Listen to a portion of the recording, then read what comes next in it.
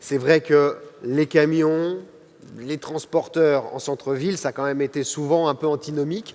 C'est possiblement dans la ville du futur quelque chose qui doit changer?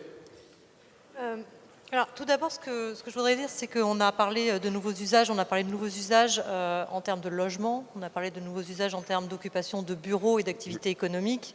Les nouveaux usages, ils passent aussi par les nouveaux usages de consommation. Bien sûr. Et effectivement, c'est là qu'on peut penser au flux de camions, au flux de livraison. Une manière de répondre à cela, et en fait, le nouvel usage de la consommation, il consiste à apporter directement à l'endroit où se trouve le consommateur l'objet qu'il a choisi d'acheter. Auparavant, le consommateur se rendait exclusivement ou presque exclusivement au magasin. Aujourd'hui, on voit que les choses évoluent différemment. On ne peut pas vraiment dire que le e-commerce remplace le commerce physique, mais malgré tout, il y a un rééquilibrage qui se fait. Et en même temps, on n'a pas du tout envie d'avoir des multitudes de camionnettes et de camions dans les centres-villes. Exactement comment on fait pour amener le produit à l'endroit où se trouve le consommateur. Le consommateur, il peut être chez lui, il peut être à son bureau. Pardon, merci. C'est un petit peu contre-intuitif, mais aujourd'hui, une des solutions, c'est d'implanter des immeubles de logistique à l'intérieur de la ville. Alors, on a l'impression qu'avec un immeuble de logistique à l'intérieur de la ville, on va avoir un flux de scooters pétaradants.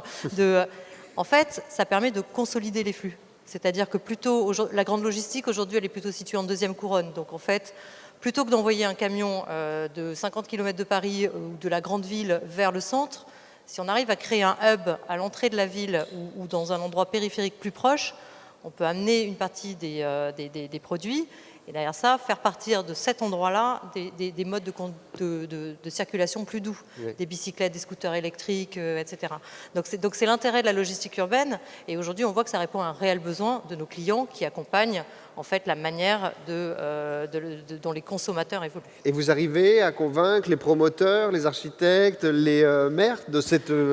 Les promoteurs et les architectes ne sont pas les plus compliqués à convaincre. En revanche, les maires, c'est un petit peu plus compliqué, naturellement, parce qu'il y a cette crainte qu'en fait, on arrive avec des flux impossibles à gérer. Mais les flux, il faut voir qu'ils existent aujourd'hui déjà. Lorsque chacun d'entre nous profite du milieu de la journée pour rapidement faire ses courses sur Internet, ça conduit à quoi?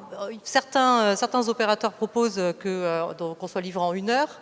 Personnellement, moi, quand je suis au bureau à 15 h, si je fais rapidement quelques courses, je ne m'attends pas à être livré à 16 h, je ne serai pas chez moi. En revanche, on a tous besoin d'être livrés à peu près à la même heure, entre 19 et 21 h, au moment où on rentre chez soi. Ça crée du flux. Parce que dans un même immeuble, il va y avoir 4 livreurs différents qui vont livrer à la même heure 4 appartements différents. Et c'est en cela qu'en essayant de créer des hubs de logistique plus proches, on peut consolider les flux et faire en sorte qu'on puisse mutualiser le dernier kilomètre ou les derniers 100 mètres de livraison.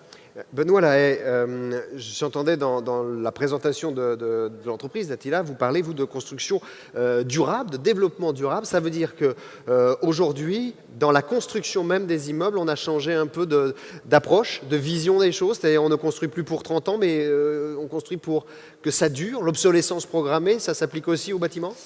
Oui, l'obsolescence programmée, ça s'applique aussi au bâtiment. Nous, en fait, en tant qu'entreprise, on va être obligé de s'adapter à tous ces usages et finalement, la toiture va pouvoir être appelée à faire un tas de choses. On peut imaginer, donc en effet, on en a parlé des jardins, on peut imaginer des atterrissages de drones, on peut imaginer des systèmes permettant de faire du sport ou d'isoler les bâtiments. Mais au-delà de ces usages, de cette démultiplication de bâtiments, il va y avoir aussi une démultiplication de gestion de bâtiments. Et en fait, c'est là où nous aussi, on est en train de regarder un peu les changements de consommation des bâtiments, ce mouvement, comment on va gérer tout ce patrimoine immobilier. Et en effet, on se rend compte que nos clients attendent des moyens, des méthodes pour gérer leurs bâtiments, pour ne plus être sur de la réfection prématurée. On voit bien que le manque de maintenance oblige à refaire des fois prématurément les bâtiments, et on n'est plus trop dans cette économie où on va construire, et on l'a dit tout à l'heure, j'ai entendu un intervenant qui disait on est moins dans la démolition systématique, donc on va voir apparaître des choses qui vont être beaucoup plus digitalisées. On est en train de regarder, nous, sur des sondes qui seront au niveau des isolations, qui permettront de détecter l'humidité, anticiper les fuites. On est en train de voir un certain nombre de choses pour la maintenance, des visites qui commencent à se systématiser sur les toitures. En tout cas, nous, notre marché doit s'adapter à la digitalisation aussi par rapport à ces usages. Il y avait aussi 2 choses qui ont été dites juste avant dans la première table ronde. On est moins dans la logique de propriété chez les nouvelles générations que de location, y compris pour l'habitation. Ça, c'est une réalité qui fait qu'on a sans doute envie, et on le disait, les plus modernes des bâtiments à Paris sont les bâtiments haussmanniens. Ça rejoint ce que vous dites, c'est-à-dire qu'il faut du durable, et la mobilité, elle doit être à l'intérieur du bâtiment, pas à l'extérieur. C'est ça que vous nous dites? Oui, on est convaincu chez Attila qu'il va y avoir des différentes étapes qui vont se passer. On sort d'une époque où il n'y avait rien qui était entretenu, en tout cas très peu d'entreprises s'intéressaient à l'entretien. On voit bien qu'avec la montée des normes de sécurité et puis les réflexions encore une fois prématurées, on commence à entretenir ponctuellement, on est plutôt sur la phase curative.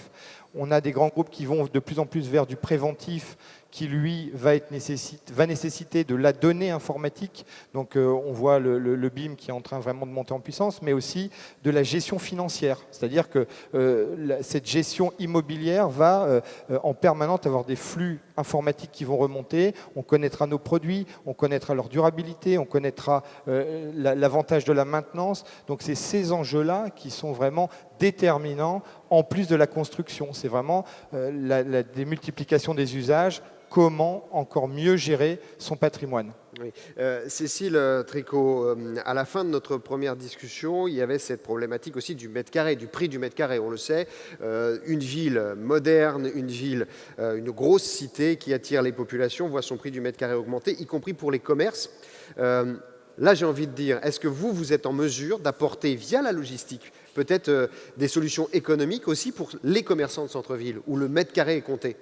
Une des solutions à laquelle on réfléchit, c'est de proposer par exemple aux commerçants de déporter leurs réserves dans des immeubles logistiques. Et donc encore une fois, tout l'intérêt d'avoir des immeubles logistiques qui soient réellement inscrits et insérés dans la ville, ce qui leur permet en fait, eu égard notamment au prix du mètre carré, d'avoir l'espace de leur magasin qui est occupé uniquement en surface de vente, plutôt que d'être utilisé en réserve, par exemple. Donc ça c'est vraiment des sujets sur les grands traits. Exactement. Mais pour ça, il faut qu'elle soit tout près. Oui. Il ne faut pas qu'ils aient un temps trop long pour aller récupérer les produits en cas de besoin. Sachant que les commerces de centre-ville deviennent de plus en plus aussi pour la logistique, la gestion des colis, des bases internes au centre-ville, c'est ça? Alors, les commerces en centre-ville deviennent également des bases de retour. C'est-à-dire qu'en fait, le développement du e-commerce a aussi eu pour effet induit de développer ou d'accroître le nombre de retours de produits. Là encore, on peut faire du retour en magasin. Pour eux, c'est en fait de l'utilisation de surface sur des produits qui n'ont pas généré de chiffre d'affaires. Donc c'est un coût. On peut aussi utiliser justement des zones logistiques pour récupérer ces colis et permettre ensuite à nouveau de consolider des flux pour les renvoyer vers les plus grands entrepôts. Benoît Lahaye, de plus en plus, on le dit, le toit, c'est la 5e façade. C'est-à-dire que par rapport à la Smart City, aujourd'hui, on peut valoriser aussi véritablement, vous le disiez un petit peu tout à l'heure, l'espace qui est au-dessus, ce toit qui jusqu'à très longtemps ne servait qu'à couvrir et à protéger de la pluie. Le toit est important, on dit souvent qu'il faut avoir un toit au-dessus de sa tête et éviter de prendre une tuile, ça veut dire ce que ça veut dire. Donc oui, le toit, il peut servir encore une fois à beaucoup de choses, il peut servir à optimiser, à valoriser, à amener de la lumière, des puits de lumière, il peut servir à la ventilation, aux extractions des machines qui sont en dessous, donc il y a un certain nombre aussi d'usages qui vont faire que le toit va s'adapter. Tout à l'heure, on parlait de sécurisation. Aujourd'hui, on voit de plus en plus de bâtiments où la norme oblige les garde-corps périphériques. Donc, on est vraiment sur le 5e élément du bâtiment qui va être impacté par tous ces usages. Voilà. Et donc, il y aura aussi notamment cette volonté de transmettre la gestion de ça au niveau des différentes sociétés pour éviter les problèmes. En logistique, le toit peut également servir à produire de l'électricité. Oui. Voilà, on a aujourd'hui effectivement un déploiement et de plus en plus d'installations de panneaux solaires sur les toits, ce qui rejoint un petit peu effectivement un des nouveaux usages et lorsqu'on parle de 5e façade. Y compris lorsque pour les transports, il va falloir effectivement une production d'électricité supplémentaire pour assurer électrique. Exactement. Merci beaucoup à tous les deux. Benoît Lahaye, président fondateur du réseau Attila, et Cécile Tricot, directeur général ou directrice générale, si on veut faire plaisir à l'Académie française, n'est-ce pas, de Prologis. Merci à vous pour votre attention.